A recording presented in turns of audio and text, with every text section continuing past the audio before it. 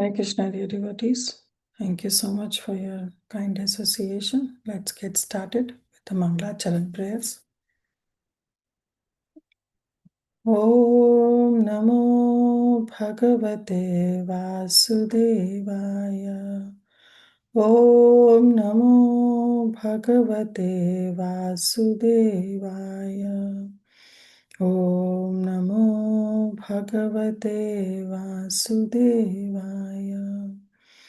Narayanam namaskrityam naram chaiva narottamam devim saraswatim vyasam tato jayam mudiraye nashtiprayeshu abhadreshu nityam bhagavat sevaya bhagavati uttama shloke bhaktir bhavati naishtiki Krishnaya Vasudevaya Devaki Nandanaya Cha Nandagopakumaraya Govindaya Namo Namaha Om Ajnanatimirandasya Jnananjana Shalakaya Chakshurunmilitam Yena Tasmai Shri Guruve Namaha Shri Chaitanya Manobishtam Sthapitam Yena Bhutale Swayam Rupa Kadamayam Dadati Swapadantikam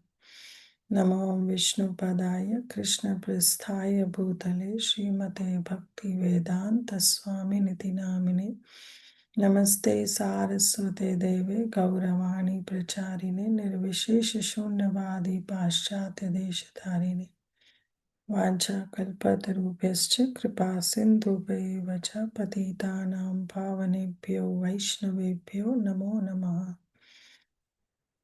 Jai Shri Krishna Chaitanya Prabhu Nityananda Shri Advaita Gadadhar Shivas Adi Gaur Bhakta Vrinda Hare Krishna Krishna Krishna Hare Hare Hare Rama Rama Rama Hare Hare Guruve Gaura Chandraya Radhikaya Tadalaya Krishnaya Krishna Bhaktāya Tad Bhaktāya Namo Namaha Anandi Leelamaya Vigrahaya Haimaba Divya Chavi Sundaraya Tasmai Mahaprema Rasa Pradaya Chaitanya Chandraya Namo Namaste Chaitanya Chandraya Namo Namaste Chaitanya Chandraya Namo Namaste Mukam karoti vācālam pangum langāyate girim yatkripaha tamham vande Shri Guru Dīnatarinam Paramananda Madhavam Shri Krishna Chaitanya Ishwaram Hari Om Tat Sat. Hare Krishna, dear devotees. Thank you once again for your very kind association. Let's get started. So we are currently in chapter number 16. So we finished chapter number 15, and in chapter number 15 we saw that how Arjun, when he came back, he revealed to Yudhishthir Maharaj, he came back from Dwarka, he revealed to Yudhishthir Maharaj that Krishna has left to his abode and all the Yadus have been annihilated. They are also gone back to Godhead. So when Maharaj Yudhishthir got this news, he decided to retire. And hearing all the conversation that happened between Arjun and Yudhishthir Maharaj and all the Pandavas, even Mother Kunti, she also decided that now is the time that I should also engage in full attention, Ekanta Bhakta, towards Lord Shri Krishna. So Maharaj Yudhishthir, what he did, he enthroned the, whom? Parikshit Maharaj, because none of the sons of the Pandavas were alive because of Ashwatthama. He killed all of them brutally. So he enthroned Parikshit Maharaj, who was the only person left in the entire dynasty. And then he decided to walk towards north. All the Pandavas followed Yudhishthir Maharaj.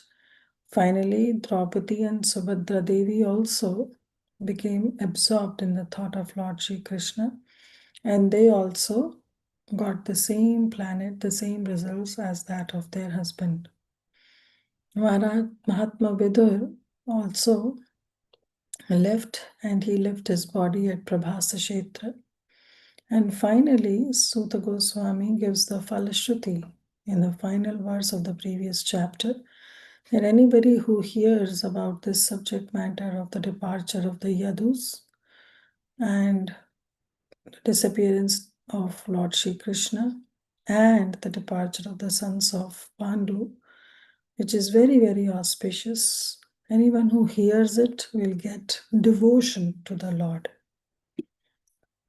After speaking and giving this Falashruti, Suta Goswami immediately started the conversation that how, because remember in the previous, like the fourth chapter, fifth or sixth chapter, fourth chapter, I think so. All the sages in the Naimisharanya, they asked about Parikshit Maharaj. We want to know. Actually, that question was reminded when Suta Goswami took sideline and described about Bhishma Dev prayers, Kunti Maharani prayers, Krishna entering Dwarka. It was again reminded in 12th or 13th chapter, I don't exactly remember, by all the sages of Naimisharanya, headed by Shaunakadi Rishi, that we want to hear about Parikshit Maharaj, about his birth, about his activities, and what leads to Parikshit Maharaj renounce everything, his kingdom, his family. And then Sutta Goswami described about the birth of Parikshit Maharaj that we already did. So now, no, Sonal Mataji, I'll be sharing now. I'll be sharing the screen now. So now we will be starting the new chapter. Now this is chapter number 16. How Parikshit received the age of Kali. So in continuation, that how Parikshit Maharaj was enthroned by Yudhishthir Maharaj. Now Sutta Goswami wants to describe about the rule of Parikshit Maharaj, about his activities, how he ruled and what all he did. Sutta Vacha Tatha Parikshit Dvijavarya Sikshaya Mahi Mahabhagavata Shashaha Yatha hi sutyam abhijat kovidha samadhishan vipramahad gunas tatha. So Sutta Vacha, it starts with tataha. Tataha means thereafter. Thereafter means that it is in continuation with the previous chapter.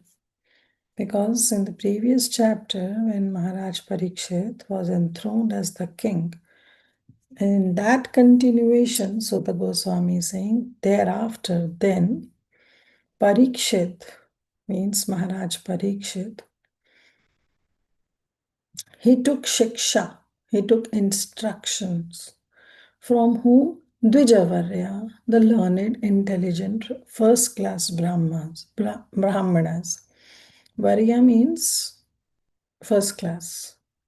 Like we have Haridasa Varya. Giriraj Govardhan is known as Haridasa Varya, the best among all the Haridas.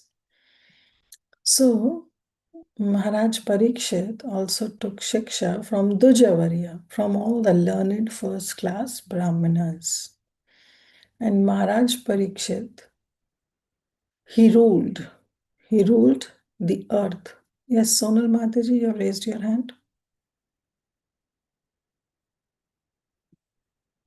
Hare Krishna Mataji. What is the great twice born Brahmanas? What does that mean? Twice born? Twice born means they are Brahmanas. So the Brahmanas, they are known as twice born. Why they are known as twice born?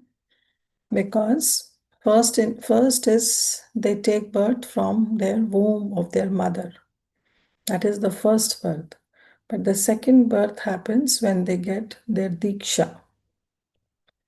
when they get adhikar to chant the mantras. So that is also regarded as another birth. So therefore they are known as dvijas. So all the brahmanas, because they are twice born, once they take birth from the womb of their mother, and second they take birth from when they get a diksha, initiation from their spiritual master. So that's why they are known as dvija, twice born. Even sometimes our teeth, they are also regarded as twice born, dvijas. Another meaning of dvija is also teeth, because the teeth also we get two times. We make teeth, which also gets destroyed, and then we get permanent teeth. Even the birds are regarded as dvija, because the birds, first the bird gives an egg, and then from egg they hatch to a bird. So they are also known as dvija. So, but here, dvija here refers to brahmanas, and not the ordinary brahmanas, they are dvijavarya. They are the best of the dvijas, means they are the best of the brahmanas, the learned brahmanas. Tatha Parikshit Dvijavarya Shiksha. So thereafter, Parikshit Maharaj, he took Shiksha from all the learned first class Brahmanas and ruled the earth. Sashashahi, Shashan Karna means to rule. Rule what? Mahim, rule the earth. And who was Parikshit Maharaj? He is regarded as Mahabhagavat. He is a very great devotee of the Supreme Lord. So Tatha Parikshit Dvijavarya Shiksha Mahim Mahabhagavat Sashashahi. He ruled the earth after getting thrown from the Pandavas, from Maharaj Yudhishthir. Yatha hi sutyam abhijata kovida. How he ruled? Just like he certainly Abhijata Kovida. Abhijata Kovida means those who are very intelligent. Abhijat means those who are astrologers who can tell what is going to happen in the future. So they are the astrologers. So remember in the previous chapter, Maharaj Yudhishthir called few astrologers when we were talking about the birth of Parikshit Maharaj. In that chapter, it has been described that how Maharaj Yudhishthir called upon a lot of astrologers who predicted that how Parikshit Maharaj will be. They gave all the signs, the good qualities of Parikshit Maharaj. So, at the time of his birth, Sutayam means at the time of his birth, the great astrologers predicted the good qualities. The same good qualities, yathahi sutyam, those good qualities that have already been described, foretold by these Abhijat Kovida, by these intelligent astrologers. Samadhishan Vipra Mahat Gunas Tatha. Here Vipra is referring to all the sages of Naimisharanya. That Maharaj Parikshit ruled the same way as was predicted by the great astrologers at the time of his birth. They gave their opinions that how Maharaj Parikshit will have all the good qualities, Mahat Guna, all the good qualities, and he was true to those qualities as was predicted by the intelligent astrologers. Yeah, very beautiful verse. Somebody can read the translation. Hare Krishna Mataji. Suta Goswami said, O learned Brahmanas, Maharaj Parikshit then began to rule over the world as a great devotee of the Lord under the instructions of the best of the twice born Brahmanas. He ruled by those great qualities which were foretold by expert astrologers at the time of his birth. Thank you, Mataji. So, he ruled by those great qualities which were foretold by the expert astrologers. So, therefore, the words yatha and tatha is being used. Prabhupada writes, Srila Prabhupada ki jai. At the time of Maharaj Parikshit's birth, the expert astrologer Brahmanas foretold some of his qualities. Maharaj Parikshit developed all those qualities, being a great devotee of the Lord. The real qualification is to become a devotee of the Lord, and gradually all the good qualities worthy of possession develop. So the qualification is to get all those good qualities. The only qualification is to become a devotee of the Lord. When somebody is a devotee of the Lord, then all the good qualities naturally get manifested in that devotee. Yasyasti bhaktir bhagavata kinchana sarvais guna tatra suras mate suraha samasate suraha. All the godly qualities, the qualities of the demigods, all the godly qualities get manifested in someone who is a great devotee of the Supreme Lord. Harab abhaktaskuto mahadguna. If somebody is abhakta, then how can you expect good qualities? Harab abhaktaskuto mahadguna manoratha nasati dhavato bhi, because their mind is always running for sense gratification. They are not devotee of the Supreme Lord. So how can you expect some good qualities to be there in those materialistic people? So therefore, if somebody is devotee of the Supreme Lord, then all the sarvair guna, all the gunas, all the good qualities, they get manifested in the heart of that devotee. Now, it is very important that being a devotee of the Supreme Lord and performing unalloyed devotional service unto the Supreme Lord is the crux of everything. Even in Srimad Bhagavad Gita, 13th chapter, when Krishna was telling all the good qualities of a devotee, that how a devotee should be amanitvam, adambitvam, ahimsa, kshantirarjavam, acharyopasanam, shaucham, stairyam, atma vigraha. So at that time, when Krishna was describing all these good qualities, yes, these qualities are important. The qualities like amanitvam, adambitvam, free of pride, free of prestige, of getting man. Yes, these are all important. But in those list of the qualities, Krishna mentions Maicha Yogena, Maicha Anya Yogena, Bhaktir Avyabhicharini. That is the best quality. You all can see it's 13.8 verse, actually 8, 9, 10, 11, 12. These verses are together in the 13th chapter. In one of the verse, Krishna says the best quality is Maicha Anya Yogena Bhaktiravyabhicharini. Means if somebody is Maicha Anyena Yogena, if somebody is fixed in Ananya Bhakti. Ananya Bhakti means 100% devoted to Lord Sri Krishna, not looking here and there. That ananyata, that one-pointedness towards Krishna. Maichanyena yogena bhaktir avyabhicharini, without any break, without any interruption. If somebody performs my unalloyed devotional service, then Krishna says that's the best devotee. That person is Mahabhagavat. So Parikshit Maharaj was a Mahabhagavat, or a first-class devotee who was not only well-versed in the science of devotion, but was also able to convert others by becoming devotees by his transcendental instructions.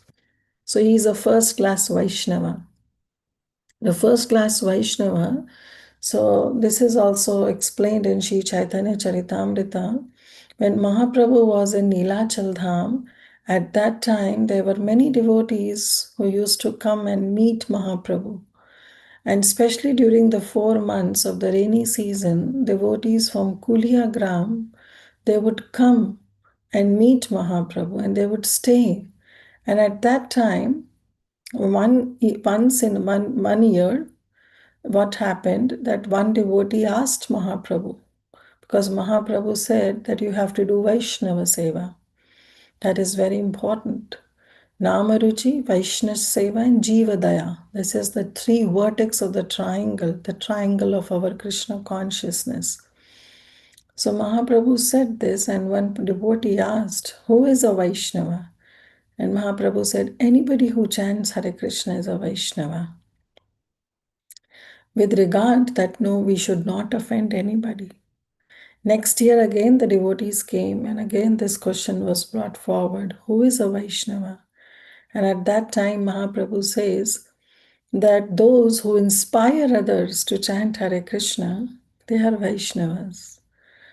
Third year, again the devotees from Kulyagram came, and again this question was put forward before Mahaprabhu, who is a Vaishnava? And Mahaprabhu says the first class Vaishnava is the one by seeing whom automatically you get inspired to chant Hare Krishna. So see how Mahaprabhu very nicely depicted a Kanishta Adhikari, a Madhyam Adhikari, and an Uttam Adhikari. So that is the first class Vaishnava by seeing whom we get inspired. The Vaishnava doesn't say anything, but just by seeing, by having his darshan, we get inspired to chant. So same was the condition. That's the Mahabhagavat, that's the first class devotee. And Parikshit Maharaj was a first class devotee because he was able to convert others to become devotees by his transcendental instructions. Maharaj Parikshit was therefore a devotee of the first order, and thus he used to consult great sages and the learned brahmanas who could advise him by the Shastras how to execute the straight administration. The first class Mahabhagavat or the first class devotee will not think that I know all in all, that I know everything and I don't need to consult others. Rather, an Uttamadhikari, a Mahabhagavad devotee, will think that I am Adhama, rest all are Uttama. So therefore, he will take guidance, he will take advice from everybody. And that was the position of Maharaj Parikshit. He consulted, he didn't do anything. See, in the verse also it says, Dvijavarya Shikshaya, he took instructions from those learned brahmanas who could advise him how to execute the state administration. Such great kings were more responsible than modern elective executive heads because they obliged the great authorities by following their instructions. They have the brahmanas, they have the learned people whom they have to follow. They are Raja Rishis. Therefore, they are Raja, but they are Rishis, they are saintly in their quality. Therefore, personalities like Yudhishthir Maharaj, Janak Maharaj, Parikshit Maharaj, Dhruva Maharaj, they all are regarded as Raja Rishis. They don't think that they know all in all. But what is happening in today's world? We are all based on democracy. Some people vote who have no idea that to whom they are voting and for what purpose they are voting, and the entire administration is a flop.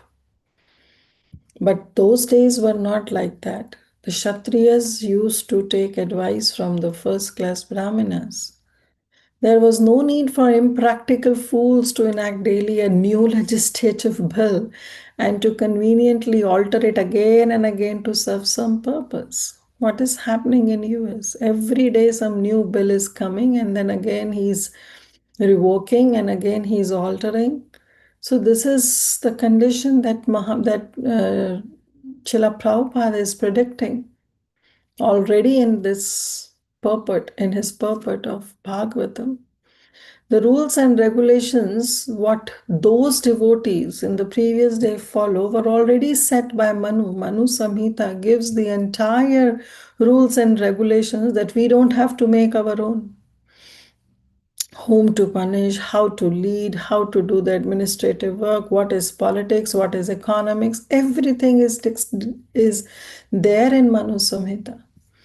And great sages like Manu, Yagnavalka, Parashar, and other liberated sages, and the enactments were all suitable for all ages in all places. Therefore, the rules and regulations were standard without any flaw. And kings like Maharaj Parikshit and their council of advisors and all the members of their council were either great brahmanas or the first order.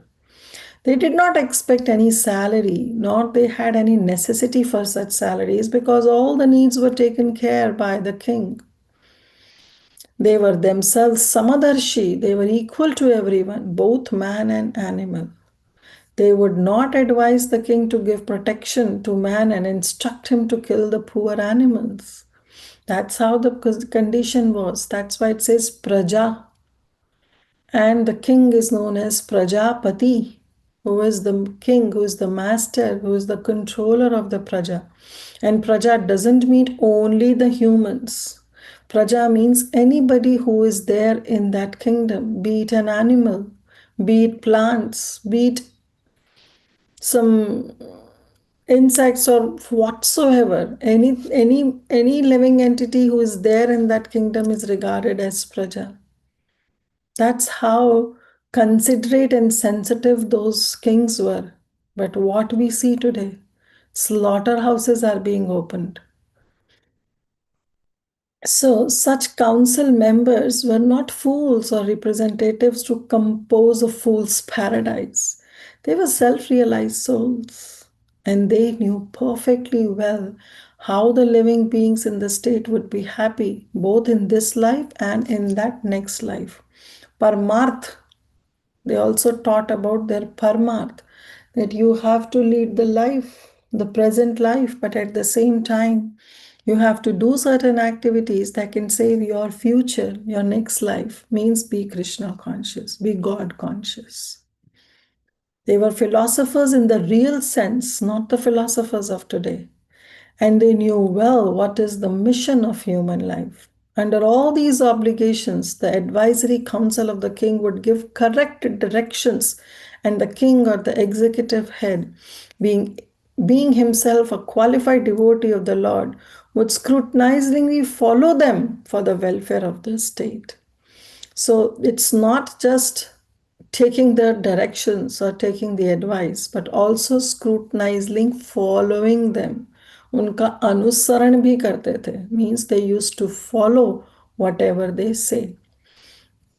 The state in the days of Maharaj Yudhishthira or Maharaj Parikshit was a welfare state in the real sense of the term, because no one was unhappy in that state, be it a man or an animal. And Maharaj Parikshit was an ideal king for the welfare state of the world, because he was following the instructions. First of all, he's taking the advice of the learned Brahmanas and following the instructions. And above all, he was the great devotee of the Lord. So if somebody is a great devotee of the Lord, definitely when he rules, then we can see the major transformations happening in the kingdom. But if the leader is not only God conscious and he or she is in sense gratification, then what can we expect from the others who are following that leader? A man will lead.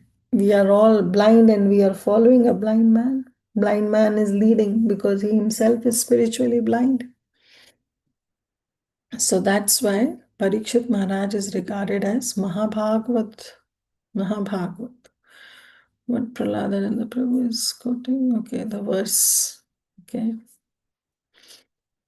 It is the duty of every living being to perform welfare activities for the benefit of others, his life, wealth, intelligence, and words. And the highest welfare activity is to give Krishna consciousness to others.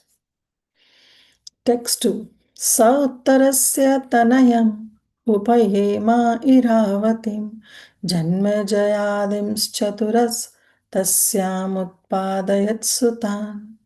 Sa Uttara. Sa means that Parikshit Maharaj, again continuing.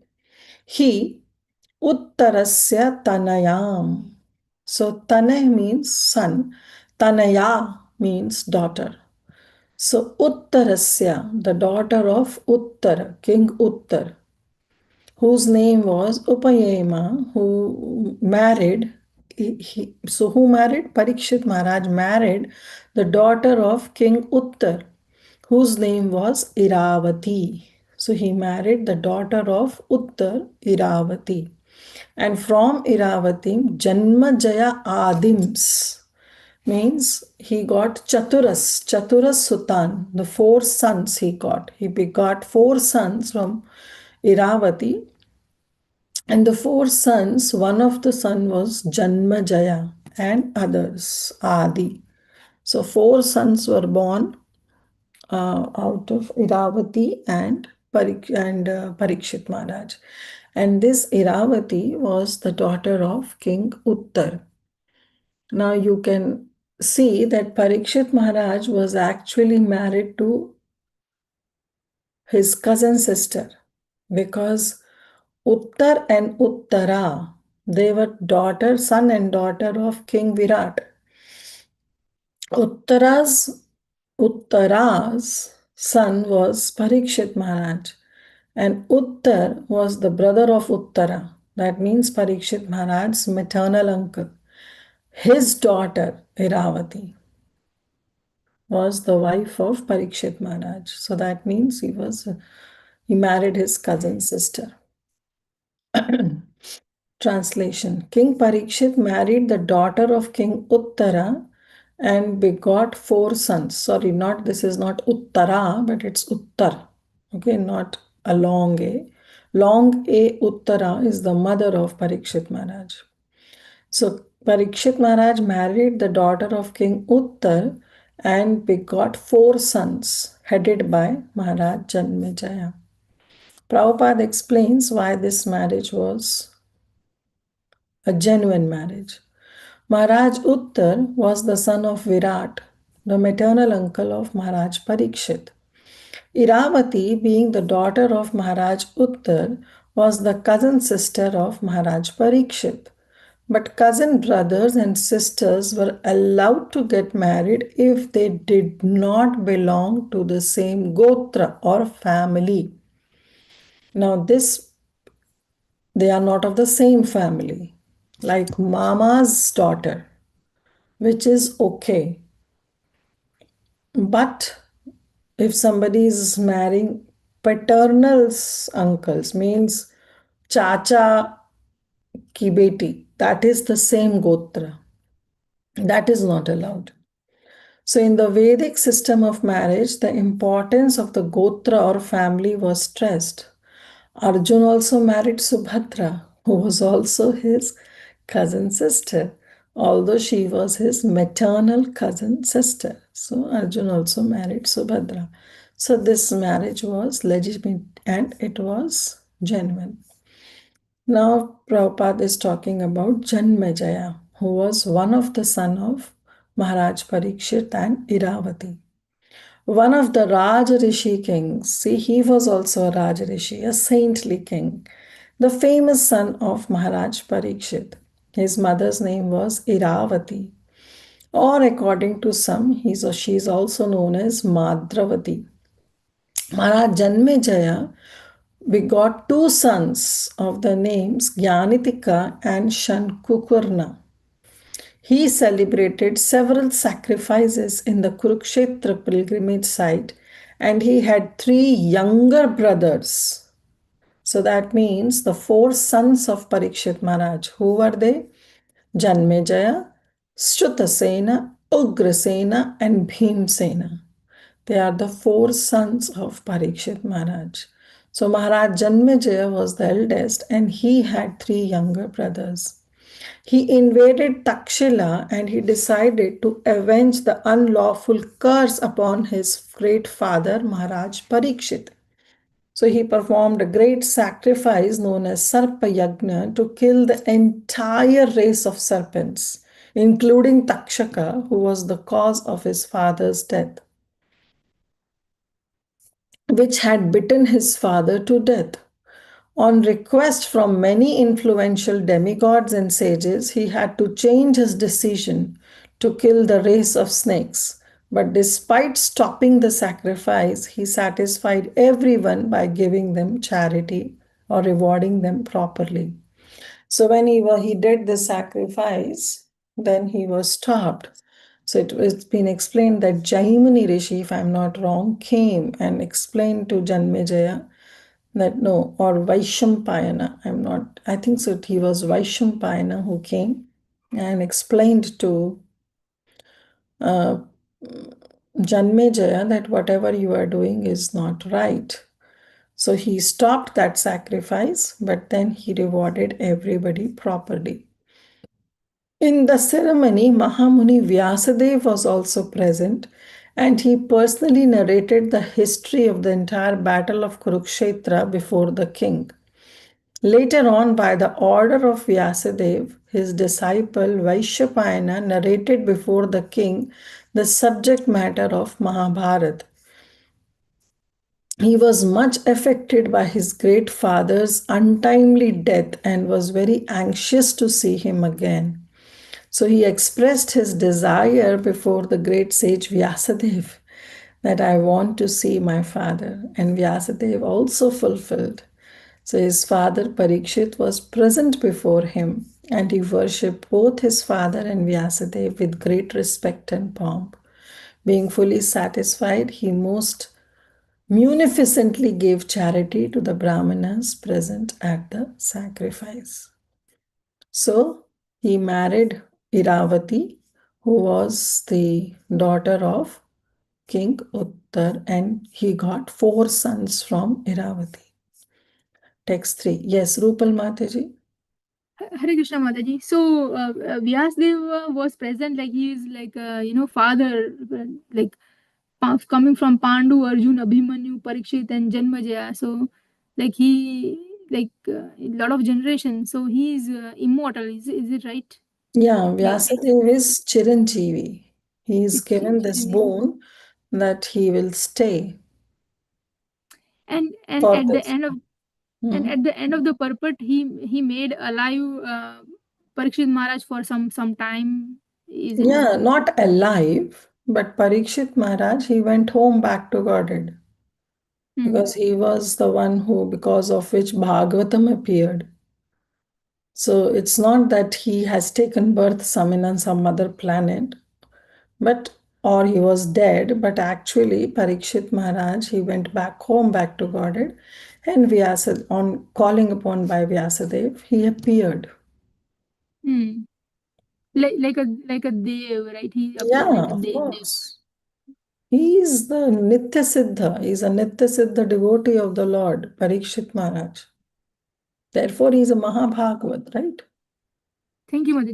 Does he appear in CC also, Parikshit Maharaj? CC means Chaitanya Charitamrita. Yeah. Oh, it's No. nowhere Okay. mentioned.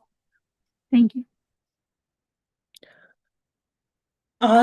आजहर्षवामेधं स्त्रीन् गङ्गायान् भुरिदक्षिणान् शार्द्वतं गुरुं कृत्वा देवा यत्राक्षिगोचरा.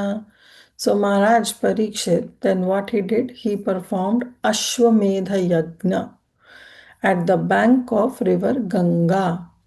And when he performed, and not one, but he performed three horse sacrifices, three Ashwamedha Yagya he did, and Bhuri Dakshina, and he gave lot of charity, or Dakshina, or we can say charity. He gave lot of charity to the Brahmanas. And how he performed these yagyas? Shardatvam Gurum Kritva. He, under the guidance of his spiritual master, who was Shardatvam. Sha- Sharadvatam means he is Kripacharya. Deva Yatrakshi Gochara. And it so happened that the demigods, they personally came and gave their darshan to everybody. So normally the devatas are not present, or they are not visible to the eyes to the mundane people. But because of Parikshit Maharaj's purity, because the uh, because of his purity, he being Mahabhagavat and performing this yajna, the devatas personally came and accepted their share of sacrifice, and that was visible even to the common men. They also saw the presence of devatas. Deva yatrakshi gochara. They were present within the purview of everybody. So we'll discuss after reading translation Sharadatvam. He is known as Kripacharya. Okay, we'll discuss about him. Somebody can read translation. Hare Krishna. Hare Krishna. Maharaj Parikshit, Hmm. after having selected Kripacharya for guidance as his spiritual master, performed 3 horse sacrifices on the banks of the Ganges. These were executed with sufficient rewards for the attendants. And at these sacrifices, even the common man could see demigods. Thank you, Prabhu. Demigods were visible to everyone. And he performed that sacrifice by accepting Kripacharya or Sharatvatam as his spiritual master, Gurum Kritva. So this Kripacharya is the same who fought against the Pandavas and they were on the side of the Kauravas, the Duryodhana army. But Kripacharya is also Chiranjeevi. Okay, so he is also benedicted to stay. So he was there, even the battle was over. And after that, Maharaj Yudhishthir, he appointed him as the royal priest. Okay, he appointed Kripacharya as the royal priest. So that shows that how Maharaj Yudhishthir also was such a great devotee, was such a great Mahabhagavat, that he appointed the same priest who fought against him in the battle. Because he Maharaj Parikshit know very well that what was the reason of him fighting on the side of the Kauravas, because he was the family priest, and at that time he was bound with the throne, that is Dhritarashtra's throne.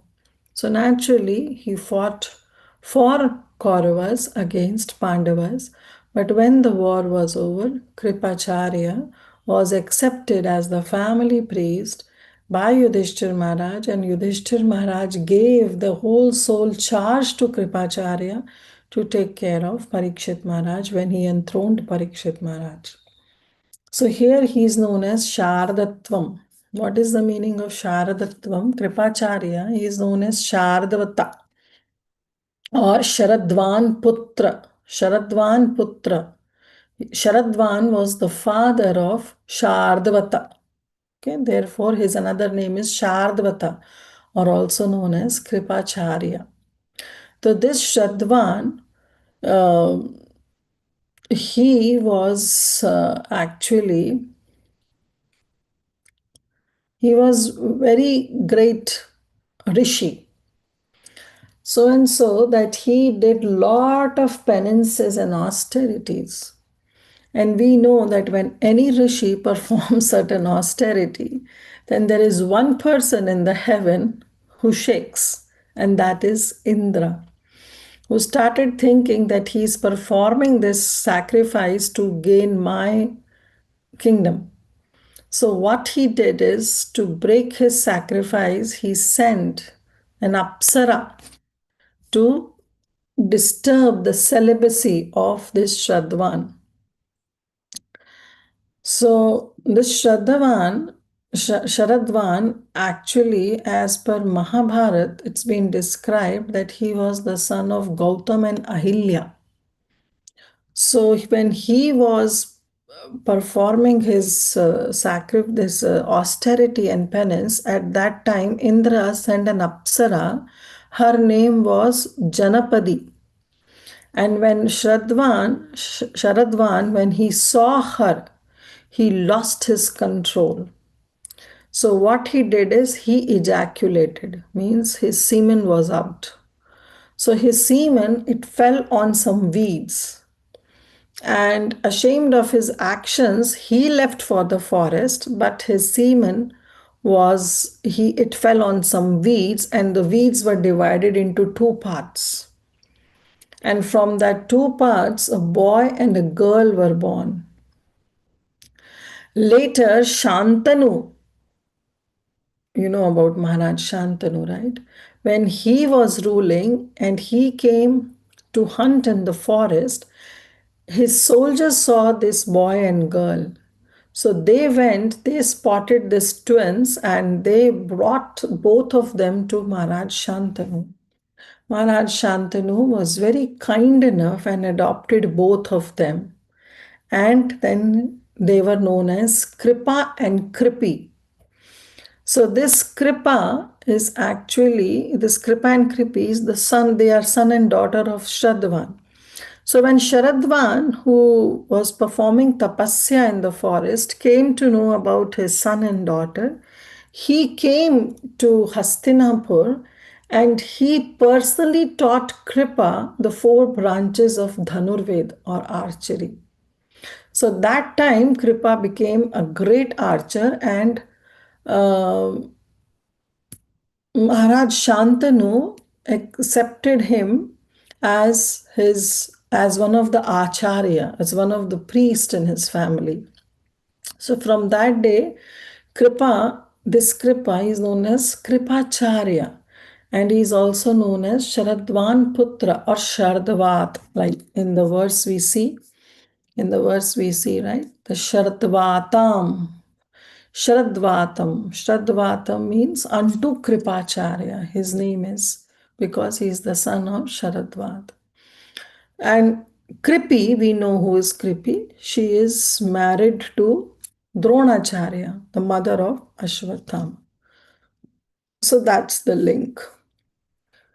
Prabhupada writes in the purport, it appears from this verse that interplanetary travel by the denizens of higher planets is easy because even the common man could see the demigods. In many statements in Bhagavatam, we have observed that the demigods from heaven used to visit this earth to attend sacrifice performed by influential kings and emperors. Even in Ramayana, we see when Maharaj Dashrath performed this Putra Kameshti Yagya, all the demigods, they personally came and accepted their shares. So herein also we find that during the time of the horse sacrifice ceremony of Maharaj Parikshit, the demigods from other planets were visible even to the common man due to the sacrificial ceremony. Later in the 5th canto of Srimad Bhagavatam, also not 5th exactly, 4th canto, we will see that Maharaj Prithu, when he performed his 99 horse sacrifice. At that time also the demigods came and Indra was the one who stole the final horse because he doesn't want Prithu Maharaj to complete those 100 sacrifices. So the demigods, they are generally not visible to common men as the Lord is not visible. But as the Lord by his causeless mercy descends to be visible to the common man, similarly the demigods also become visible to the common man by his own grace. So this is Lord's causeless mercy. The Lord is not visible to everyone. But if the Supreme Lords decide that I want to give darshan to some bhakta, then by his causeless mercy, he can become visible to the common man also. Although celestial beings are not visible to the naked eyes of the inhabitants of this earth, it was due to the influence of that Mahabhagavat Parikshit Maharaj that the demigods also agreed to be visible. The kings used to spend lavishly during such sacrifices as the cloud distribute rains.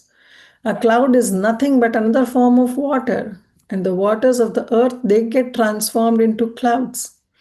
Similarly, the charity made by the kings in such sacrifice is another form of taxes that has been collected from the citizens. But those kings didn't keep those taxes in their pocket like today's politicians. They promise and they give big promises, and then what they collect taxes and they build their own houses, their own homes, their own apartments, but they hardly spend even a single percentage on the welfare of citizens. But that was not the case of all these Rajarishis. They collected the tax from the citizens, but they use it in the service of the Supreme Lord. So everybody's donation, because tax is given by the citizens. So when their money is used for higher purpose, that means they will also get benefited. So just like rainfalls poured down lavishly and appeared to be more than necessary, the charity made by such kings also seems to be more than what the citizen needs. Satisfied citizens will never organize agitation against the king. Why? Because they are very much satisfied. All their needs are fulfilled, so they are happy to give the taxes. And thus, there was no need in changing the monarchical state. They have no idea, they have no point to change the king because they were very happy. Even for the king like Maharaj Parikshit, there was need of a spiritual master for guidance. See, he was a Mahabhagavat, but still there was a need of a spiritual master. Why? Because without the spiritual master, there is no gati. Yasya prasadat bhagavat prasado, yasya aprasadat na gati kutopi. If the spiritual master is not satisfied, then you will never get Krishna. So there was need of a spiritual master for guidance, even for a Mahabhagavat devotee like Parikshit Maharaj. Without such guidance, one cannot make progress in spiritual life. The spiritual master, how he should be? He should be bona fide, and one who wants to have self-realization must approach and take shelter of a bona fide spiritual master to achieve real success. If the spiritual master is not aligned to in the instructions of Krishna or has no asakti with Krishna, then such spiritual master can be rejected. Bhagavatam also gives the reference that how Bali Maharaj, he rejected the instruction of Shukracharya when Shukracharya stopped Maharaj Bali to give donation to Vamanadev because he was taking him against Vishnu. So such spiritual master can be rejected. But the spiritual master who wants to have self-realization, so spiritual master should be bona fide, and anyone who wants Atma Sakshatkar, who wants self-realization, should approach that bona fide spiritual master, and one can achieve the real success. Yes, Praladananda Prabhu, you want to add something? I had a little question, Mata, here. I heard that when Pariksit Maharaj, Sukdev Goswami finished narrating Srimad Bhagavatam to Pariksit Maharaj, he left. Still, Pariksit Maharaj was still alive. And before Taksa came, Mother Uttara came to Pariksit and said, "Tell me the essence of what you heard." And what is that granth, or what is that scripture? I do not know the name, but I heard that there is one. Brihad Bhagavatamrita. Oh, Brihad Bhagavatamrita. Okay, yeah, that's the one, right? Okay. Yeah, later Sanatana Goswami commented on it. Right. About I the thought it was story of Laghu. no. It's first part It's a is Brihad. first part is Narad Muni going in search of a great devotee and finally realize that the gopis are the best. And the second Right. part of Brihad Bhagavatam is this journey of Gop Kumar. Gop Kumar, yes, right. Okay. That was my little doubt I had. Thank you, Mata. Very good. Thank you. Hare Krishna. Text 4. निजग्राहौजसा वीरा कलिं दिग्विजय क्वचित् नृपालिङ्गाधरं शूद्रं घ्नतं को मैथुनं पदा. Nigraha Aujasa Veera.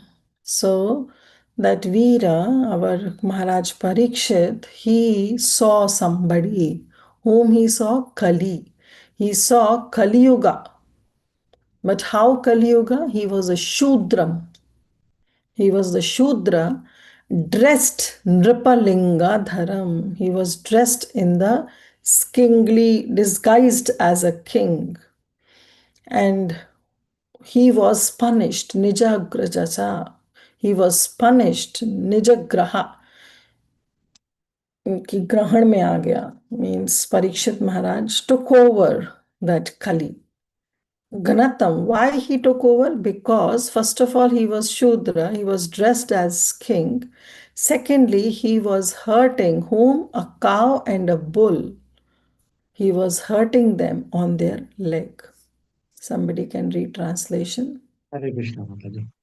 Once, when Maharaj Parikshit was on his way to conquer the world, he saw the master of Kali Yuga, who was lower than a Shudra, disguised as a king and hurting the legs of a cow and bull.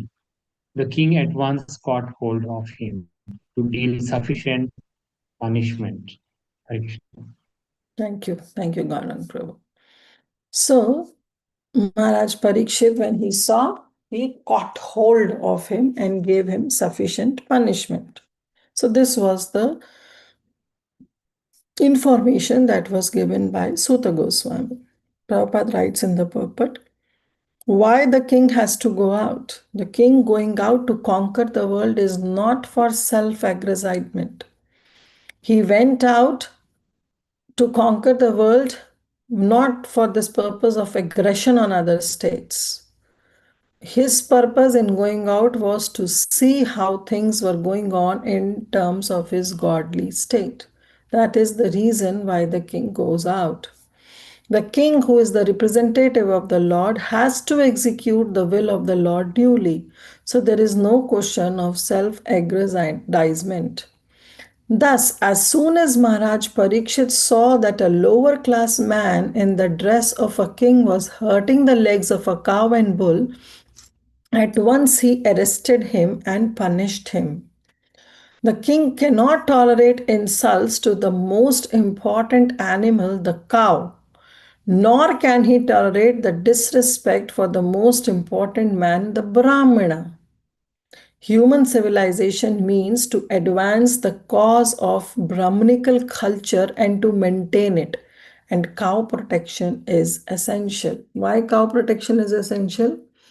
Because then Prabhupada writes, there is a miracle in milk. The milk of other animals, like in India, we have those Amul milk and this milk.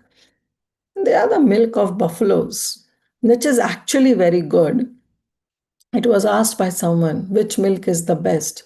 And somebody said that actually the milk of a buffalo is the best because it's more creamy and more thicker, and therefore it is best. And they said that if the milk of a buffalo is the best, then why we always proclaim for cow protection? Then the answer is given because the milk of a cow is not the milk, it's a nectar. If somebody asks which milk is best, then the buffalo milk is best. Because the cow's milk is not even regarded as a milk, it is regarded as a nectar. It's an amrit. So, Prabhupada is writing, there is a miracle in milk, and for it contains all the necessary vitamins to sustain human psychological conditions for higher achievements. And next is Brahmanical culture can advance only when the man is educated to develop the quality of goodness. And for this, there is a prime necessity for food prepared with milk, fruits, and grains. Now, this is the most important thing. And what is two things? Cow protection, and second is education. Our Vedic education, the samskaras, the well-mannered etiquettes that are being passed on from generation to generation. And that is given through our Vedic education. That is why when you see, when we Indians we became slave, when Britishers invaded us, two things the Britishers did. First is they cracked our education. They changed the entire education system. They said that this education, because of this education, there is unity between those Indians.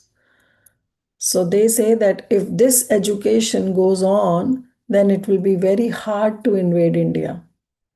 So what they did is that first attack was made on education. The education was disrupted. And second was they opened these slaughterhouses. They introduced flesh eating. They introduced smoking. They introduced even tea. The tea and coffee was not there in India. It was introduced by those Britishers. And today, people cannot survive without tea and coffee. So, we see that these two things are very important. Cow protection means not opening the slaughterhouses and proper Vedic education.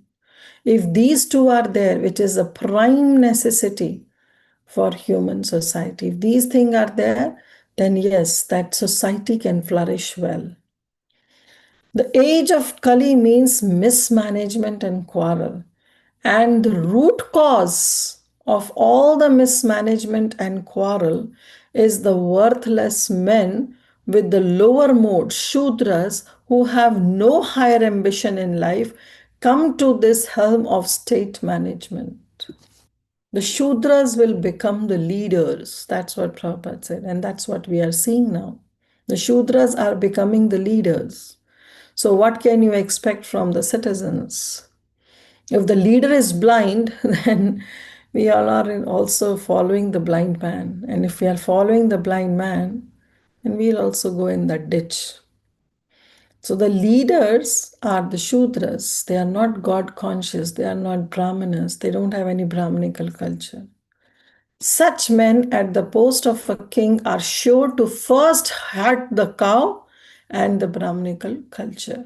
And that's what we saw during the rule of Britishers, thereby pushing all society towards hell. Maharaj Parikshit, trained as he was, got the scent of this root cause of all quarrel in the world, and thus he wanted to stop in the very beginning. And therefore, Nigraha Aujasa Veera, with his ojas, being a very valiant hero, he arrested this Kali, this Shudra who was dressed in a king. This also shows that how Maharaj Parikshit was not only concerned with the humans in his kingdom, but was also concerned with the animals who are there in his kingdom. Because this Kali, this Shudra, was not harming any human, but he was hitting the cow and a bull. So even Maharaj Parikshit was so compassionate that he could not see his animals in his kingdom suffering. So when he saw that this Shudra hitting the animals in his kingdom, he arrested. That is why in the previous verse it has been mentioned about the praja, that citizens are not limited just to humans, but even to the animals. And Maharaj Parikshit showed through this way by arresting him. He showed that how he is very sensitive and compassionate to everybody in his kingdom. Now, when Suta Goswami gave this to the sages of Naimisharanya, naturally the doubt arose in the heart of all the rishis. They said, Nigrahasa, like the word used, that he arrested and he punished. So naturally, there was a doubt in the heart of all the sages that why only punish? If he was a Shudra and dressed like a king, so that shows that how hypocrite Kali is. So why not even kill him? Why Parikshit Maharaj spared him? Why just punished him? Why not kill him? He was like, it's important to kill him. He would have killed him. Why Parikshit Maharaj spared him and just punished him? So naturally this doubt arises, and therefore they ask this question. Shaunaka vacha Kasya heturnijagraha kalim digvijahe nripa nirdeve chinna drikshudra kosaugam ya padahanat tatkathayatam mahabhaga yadi krishna kathashrayam. So very beautifully, Shaunak Adi Rishis, they asked, Kasya hetur nijagraha? Why? What reason? Kasya, for what reason? Hetu. Kis reason say? What was the reason that he only punished Kali? Though he was supposed to be killed, why he just punished Kali, and why he was only punished by whom? Digvijay Nripaha, by the king who was doing the world tour, becoming Digvijay. He was doing the world tour. Why he was simply punished, Kali, and why not killed? Nirdeve chinna drikshudra kosau gamya padahana. He should be killed, and he was stucking on the leg of the animals, the cow and the bull. He should be immediately killed. Why he was simply punished? Then very humbly Shaunak Adirishi asks, Tat kathayatam mahabhaga. That tat kathayatam. We want to hear this katha, that why he's only punished, why not kill him, provided if the answer that you give is related to Krishna Katha Ashrayam, if it is related to the topics of Lord Shri Krishna. If it is related to some mundane politics, economics, then we don't want to know the answer. We want to know the answer provided the if you whatever you describe should be related to Krishna Katha. So that was their condition. So how the sages are also taking only ashraya, shelter of Krishna Katha. They say that we don't want to hear anything else except Krishna Katha. So if you think that our question is valid and the answer that you give is related to Krishna Katha, only then you can answer. Somebody can read the translation. Hare Krishna Mataji. Can I read or she's reading? Yeah, go ahead. Satankar Rishi, sorry Mataji, I have bad thought. Inquired, why did Maharaj Parikshit simply punish him since he was the lowest of the Sudras, having dressed in the king as a king and having struck a cow on the leg? Please describe all of them, all these instances, if they relate to the topics of the Lord Krishna. Hare Krishna. Thank you. So Prabhupada writes, Shaunak and the rishis were astonished to hear Maharaj Parikshit simply punish the culprit and not kill him. This suggests that a pious king like Parikshit Maharaj should at once kill an offender who wanted to cheat the public by dressing like a king and at the same time daring to insult the purest of the animals, a cow. So, two reasons. First, he was a hypocrite. He was a Shudra and he was dressed like a king. Secondly, he was insulting the animal. He was giving harm to the animal, and that to cow, which is considered to be the purest of all the animals. The rishis in those days, however, could not even imagine that in the advanced age in the Kali, the lowest of the Shudras will be elected as administrators and open and organize slaughterhouses for killing cows. So, anyways, hearing about that Shudraka, who was a cheat, natural this question came. But they say we wanted to hear about it if that event had any connection with Lord Krishna. We want to hear only and only Krishna Katha. They were simply interested in the topics of Lord Shri Krishna. For anything that is dovetailed with the narration of Krishna is worth hearing. Rest everything is simply a waste of time. There are many topics in the Bhagavatam. Yes, Bhagavatam deals with sociology, politics, economics, cultural affairs, etc. Bhagavatam has everything. It encompasses the entire literatures you can think of. But all of them are relation with Krishna, and therefore they are worth hearing. Krishna is the purifying agent in all matters. In the mundane world, everything is impure due to its being product of the three mundane qualities, Rajas, Tamas, and Sattva. A purifying agent, however, is Krishna. So they asked this question that why he didn't kill, why he only punished that Shudra, we want to know, but the answer should be if it relates to Krishna Katha. Because then he says, Athavasya padam bhoja makarandaliham satam kimanyer asadalaphaira ayusha yad asadvaya. So Athavasya, otherwise, else, if that answer is not related to the lotus feet of Lord Shri Krishna, Padam Bhoja Makarindaliham Satam, because the devotees, Satam, the devotees are those who are always licking the nectar or the lotus feet of Lord Shri Krishna. So that's how their asakti is, that's how their attachment is, that they want to hear only and only Krishna Katha.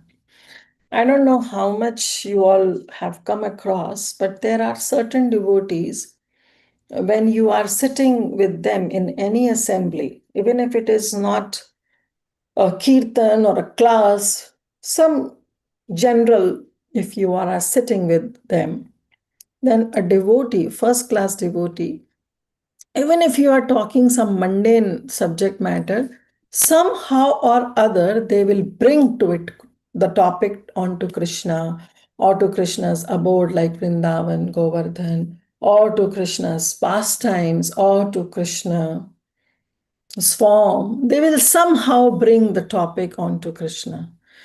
Even though some mundane talks are going on, because it's a friend circle, but it's not some kirtan program or some katha program. Even it's a casual talks, but still the devotees who are 100% padam pujam makarindalinam satam, those devotees who are always eager, hankering to suck the nectar of the lotus feet of Lord Shri Krishna, they will somehow or other bring the topic of Lord Shri Krishna. Why? Kim anair asad alaphair? What is the use of anything else? Of asad alaphair? Of asad means of some other topic, some mundane topic. What is the use of discussing some mundane politics, economics? What is the use? Ayusho, because that's going to reduce the duration of life. Yad asavaya. Why? Because we are unnecessary. Vaya means to spend. We are unnecessary wasting our precious breath of human life in all those false things. Asad. Asad means something which is not eternal. Discussing about the subject matter which is not eternal, which is not related to the Supreme Lord, then we are simply, vaya means to spend. We are simply spending this greatest wealth of ours. And what is the greatest wealth we have? The greatest wealth we have is the breath in this human form of life. Because first of all, this human form of life is very rare. And in this human form of life, we are breathing. This breath is like a wealth we have. And we are spending it unnecessary with all those mundane things. So Shaunak Adi Rishi is saying, Kim manya rasadalper? What is the use of discussing some mundane topic? It is just like spending that wealth in unnecessary temporary things. No, we don't want. We want to use every single breath to be used in Krishna's service by hearing Krishna Katha. So therefore they said that if the answer that you give, if it is not related to Krishna, then we don't want the answer. But otherwise, they have this doubt that why Parikshit Maharaj didn't kill that Shudra and only punished him. Somebody can read the translation. Hare Krishna, translation by Srila Prabhupada, Jai Srila Prabhupada. The devotees of the Lord are accustomed to licking up the honey available from the lotus feet of the Lord. What is the use of topics which simply waste one's valuable life? Lord Krishna, thank you, Mataji. Prabhupada writes, Lord Krishna and his devotees are both on the transcendental plane. So the topics of Lord Shri Krishna and his pure devotees are equally good. That why it says, Anukurena Krishna Anushilanam Bhakti Uttama. That covers favorable topics to Lord Shri Krishna and his devotees.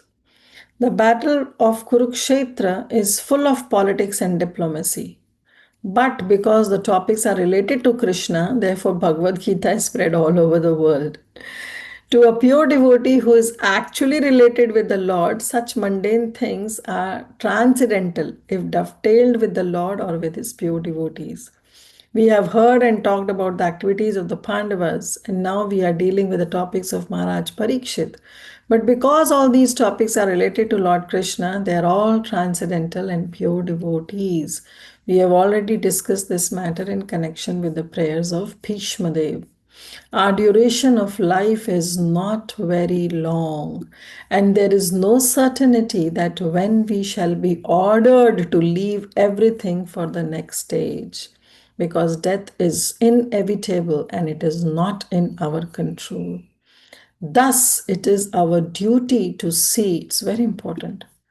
Thus, it is our duty to see that not even a moment of our life is wasted in topics. Avyartha kalatvam. A person who is a Mahabhagavad devotee, is a first class devotee, doesn't waste even a single moment in some mundane things. So they are not, it's our duty to see that not a moment of our life is wasted in topics which are not related with Lord Shri Krishna. Any topic, however pleasant it may be, it is not worth hearing if it is devoid to its relation to Krishna. That's the thumb rule to advance in our spiritual life. The spiritual planet Golok Vrindavan, the eternal abode of Lord Krishna, is shaped like a whirl of a lotus flower. So Prabhupada is giving that how the Lord descends with his entire entourage, with his dham. So the dham we have in Bhauma Vrindavan, or sorry, in this earth also is the same dham of Lord Shri Krishna. His feet are so beautiful as the lotus flower, and therefore the Lord Krishna has lotus feet. A living being is an eternal by constitution, so to speak, in the whirlpool of birth and death due to his contact with material energy. So we all know this from Bhagavad Gita, that living being is eternal. We have our original constitutional position, but because of that avidya, our ahankar, we left everything and now we are under the clutches of Maya. Freed from such material energy, a living entity is liberated and is eligible to return home back to Godhead. But those who want to live forever without changing their material bodies should not waste their valuable time with topics other than those relating to Lord Shri Krishna and his devotees. So if we are really want our eternal life, our original constitutional position, then we should make sure that we only hear Krishna Katha. Otherwise, the topics of this mundane world will help us to stay in this world forever. So if we have decided that we want to stay, then don't hear about Krishna. But if you have decided not to stay and have an eternal constitutional position with Lord Shri Krishna, then don't hear any mundane topic and move to Krishna. So this is how they are also saying.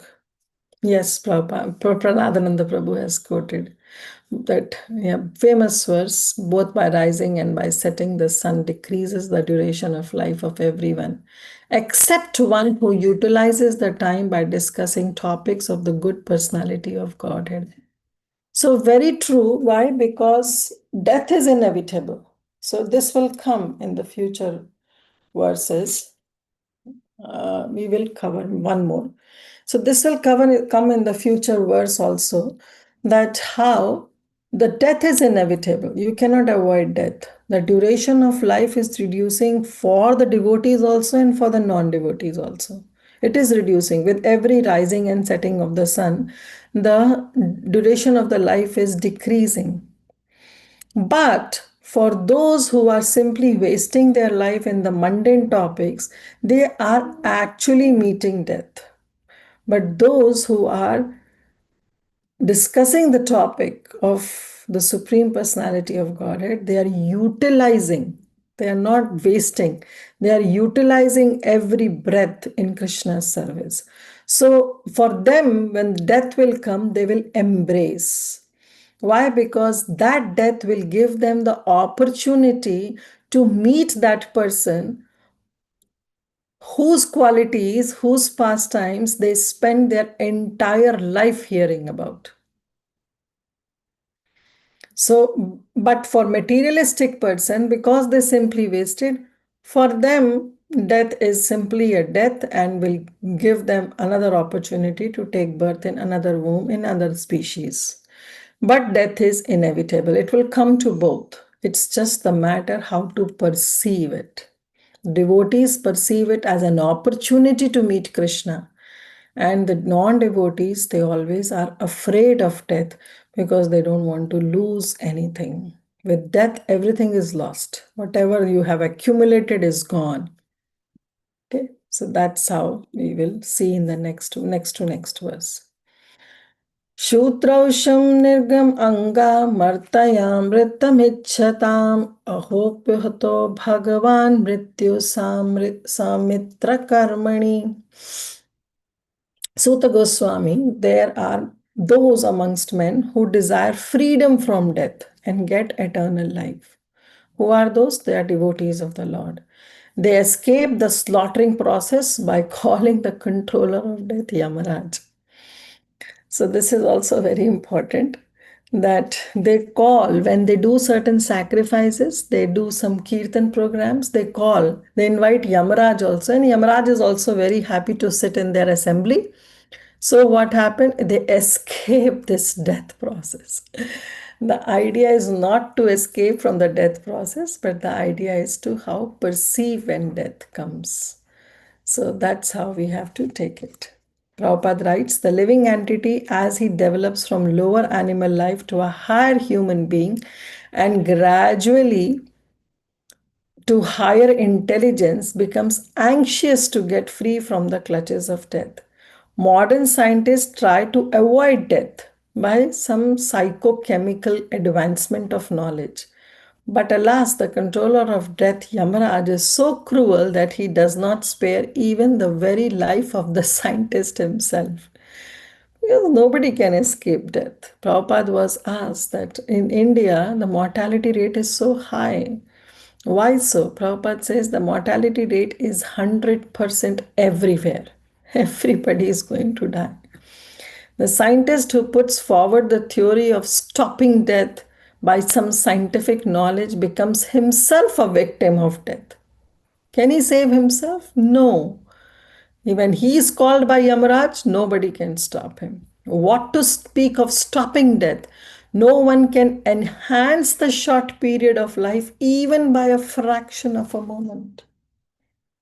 Some can spend their entire possessions, all their earnings, but they cannot get one single breath extra.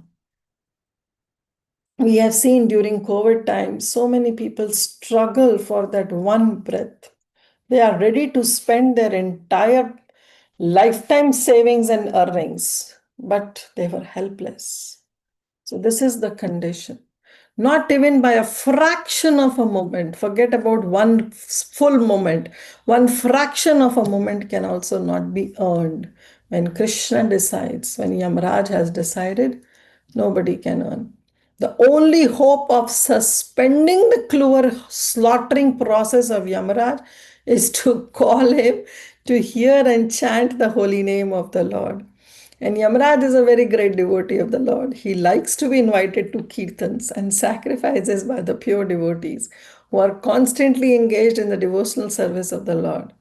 Thus, the great sages, headed by Shaunak and others, invited Yamaraj to attend the sacrifice performed at Yamaraj, and this was good for those who did not want to die. So the point is, even if you here die doesn't mean death, means taking birth again in the womb of some other species of life.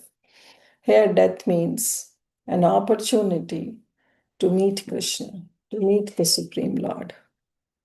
So death is not actually the death for the devotees. It becomes a very opportune moment to meet their Lord. Yes, Tulsi Gopi Mataji. Hare Krishna Mataji. I had a question that in the stories of Bhagavatam, where we hear that how Shukracharya revived Mahabali when he was killed in the war, and by some mantras he made him alive.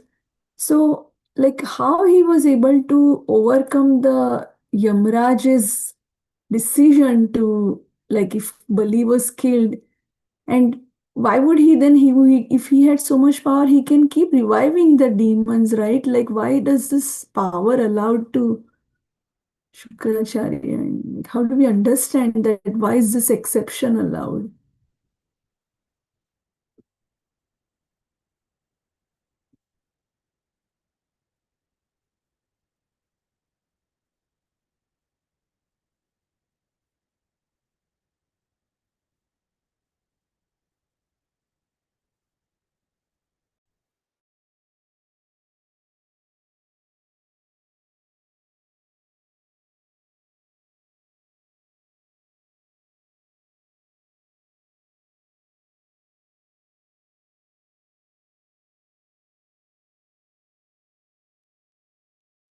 Vaibhav, everyone.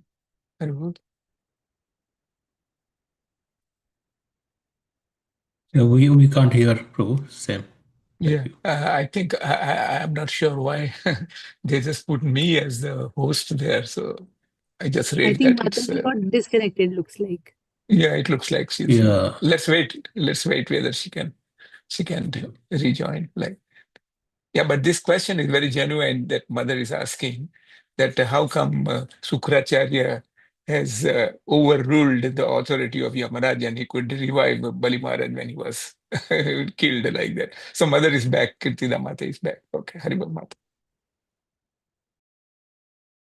So sorry, my internet was gone and I connected with the hotspot.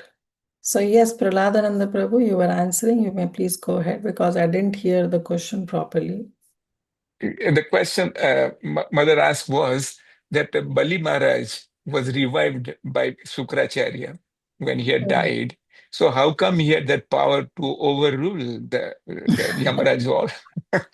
So that was he was inquiring. So I don't know really.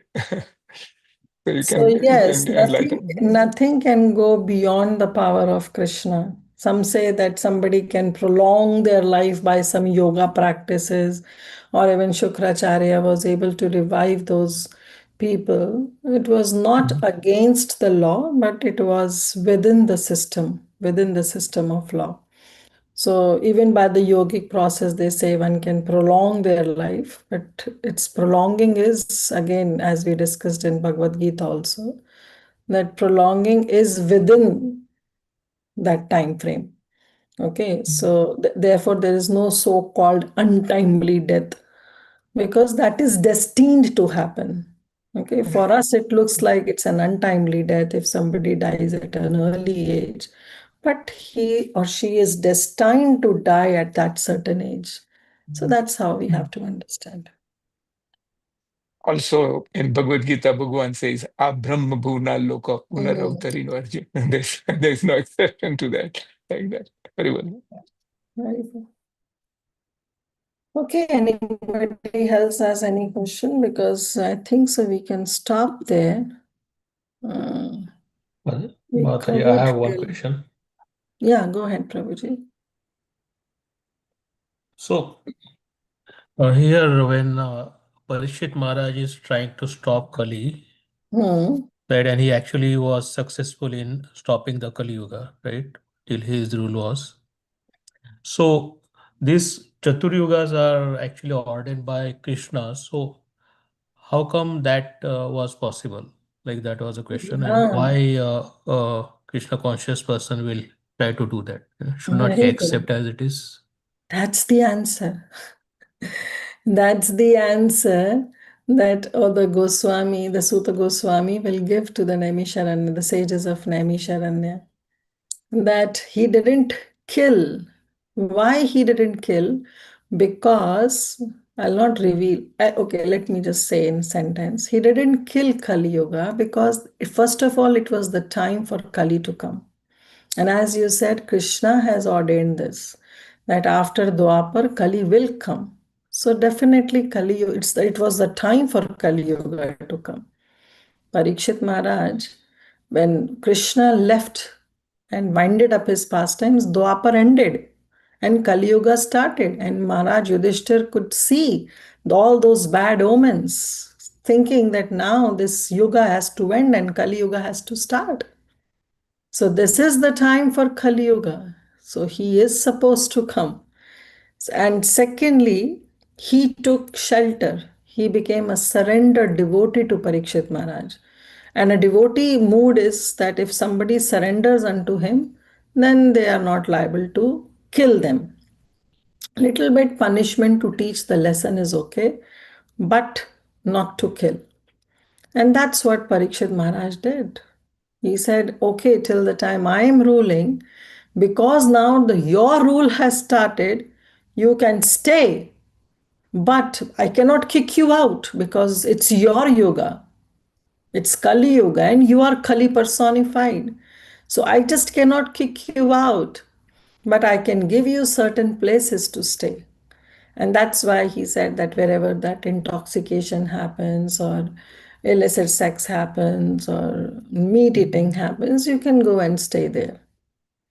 And then he said, Kali Yuga said, well, all these things doesn't happen in your kingdom. So actually, you are kicking me out of your kingdom.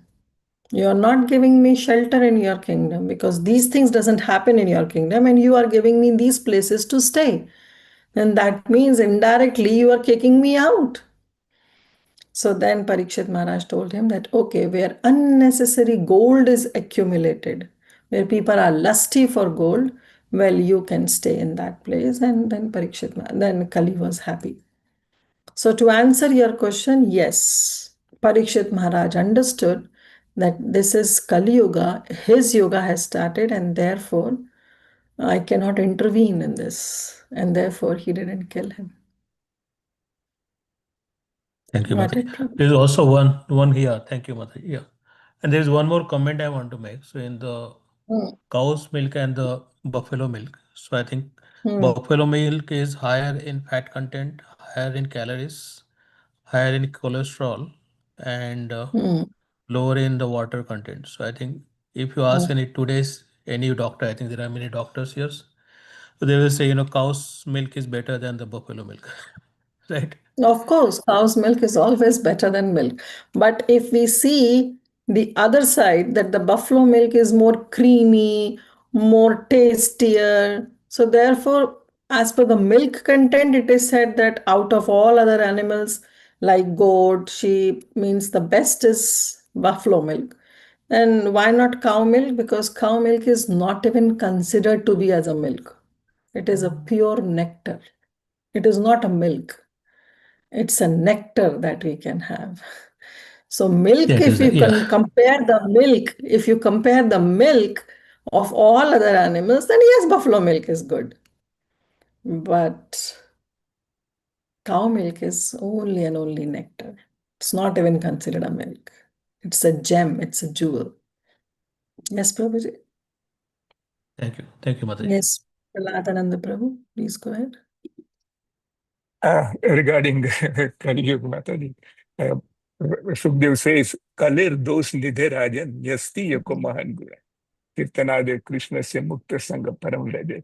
So, this city where I'm staying, Las Vegas, is called Sin City.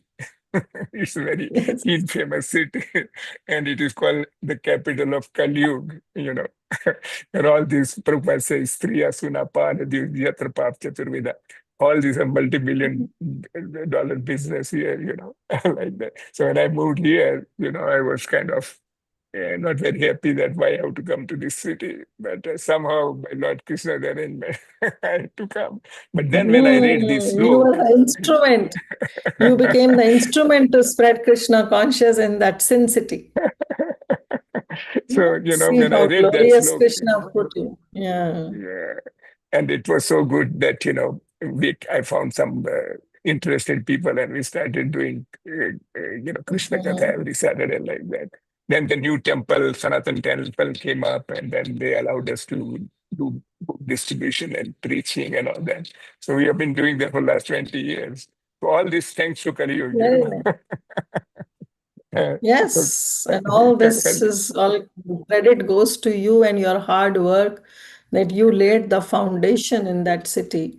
And today we have the temple in Las The Vegas. temple also we have for last so many years now. Yeah, But we have the good thing about Kali Yuga, another thing is I heard is that when you do any sankalp, of doing wrong thing, it will not be counted as a bad karma unless you actually do it.